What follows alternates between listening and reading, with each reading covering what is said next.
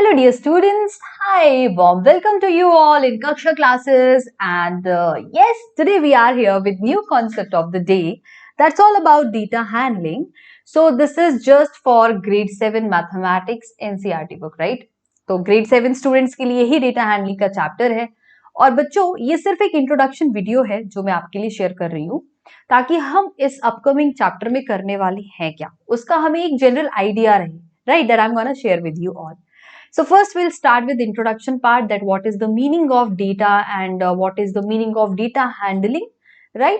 So अगर हम data को थोड़ा मैं आपको बताना चाहूंगी कि data actually होता क्या है. Data is just like useful information such as observation or explanation of things, right? For example अगर मैं आपको ये बताऊं कि मेरे पास एक मोबाइल फोन है और उस मोबाइल फोन में बहुत अच्छे फीचर्स है, इसका रैम कैसा है, रोम कैसा है, प्रोसेसर कैसा है, इसका स्क्रीन कैसा है, तो ये सारी जो इंफॉर्मेशन मैं आपके साथ शेयर कर रही हूँ ये एक डेटा है, right? It's a information, useful information that I am sharing with you all. So इसी से रिलेटेड हम मैथमेटिक्स में इस डेटा को हम कैसे हैंडल करने वाले हैं वो सारा कुछ हम इस चैप्टर में पढ़ते हैं, ठीक है? उसके बाद आता है मीन. मीन का मतलब होता है कि sum of the observation upon total number of the observation, ठीक है, जो हम आगे डिस्कस करेंगे. Then what is range? Range का मतलब होता है that highest observation minus lowest observation of a given data. तो उसके भी बहुत सारे एग्जाम्पल्स होंगे. फॉर एग्जाम्पल अगर आपकी क्लास में 10 बच्चे हैं, ठीक है, 10 बच्चों में से सभी ने 10 में से किसी ने 5 मार्क्स स्कोर किए, किसी ने 3 मार्क्स, किसी ने 8 मार्क्स, किसी ने 9, किसी ने 5, किसी ने 4, किसी ने 8 स्कोर फिर से करे, ऐसे करके बहुत सारे बच्चों ने मार्क्स स्कोर किए, ठीक है.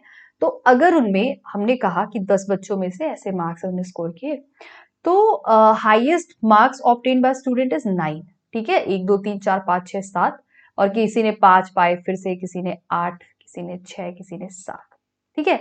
तो total students 1 2 3 4 5 6 7 8 9 10. Oh minus one more is there, right?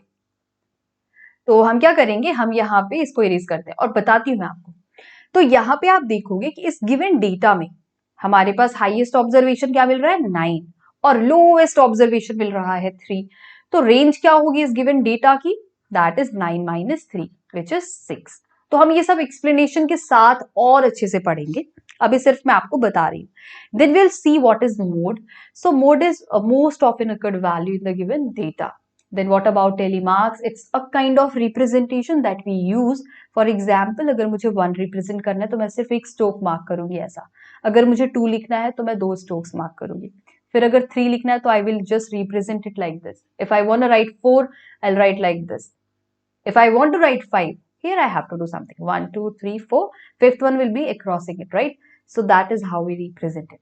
तो 1 2 3 4 5 ये कुछ टेलीमार्क्स के लिए हमने बनाया है यहाँ पे, तो ये टेलीमार्क्स के लिए बनाया है, ठीक है. टेलीमार्क्स हम ऐसे ही रिप्रेजेंट करते हैं, ठीक है. It's a way of representation. Then will talk about the median. Median is the middle value of the given data. I will share it with you all. उसके बाद हम पढ़ेंगे बार ग्राफ और डबल बार ग्राफ.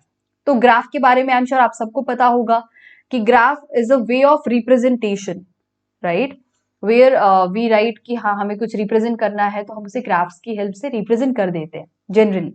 तो बार graphs में हम ये पढ़ेंगे कि हम बार्स लेंगे, रेक्टेंगुलर बार्स, और हम उनको रिप्रेजेंट करेंगे अपनी कोई डेटा, अगर हमारे पास इंफॉर्मेशन है हमें उसे कैसे रिप्रेजेंट करना है वो हम बार ग्राफ्स की हेल्प से जरूर रिप्रेजेंट करेंगे. Then will talk about double bar graph. अब डबल बार ग्राफ में क्या ही है इतना खास, बहुत इंपॉर्टेंट है. When we want to represent 2 sets of data simultaneously we use double bar graph, ठीक है. अगर हमें 2 सेट्स ऑफ डेटा को एक साथ रिप्रेजेंट करना है तो हम डबल बार ग्राफ यूज करते हैं, right? That's how we do complete the session. But I just continue it in your next part, so stay tuned, stay connected. अभी जो ओवरव्यू मैंने आपको इसलिए दिया है ताकि आप जनरली आप इसे डिस्कस कर लो, अपने आप से सीख कर आओ, ताकि क्लास में आप और अच्छे से समझ सके, ठीक है. सो ये एक स्मॉल वीडियो था सिर्फ इंट्रोडक्शन पार्ट्स के लिए, एंड इंट्रोडक्शन पार्ट के लिए बाकी का हम नेक्स्ट डे शेयर करेंगे आपके साथ. So have a great day all and thank you. Stay happy, stay healthy, and that's it.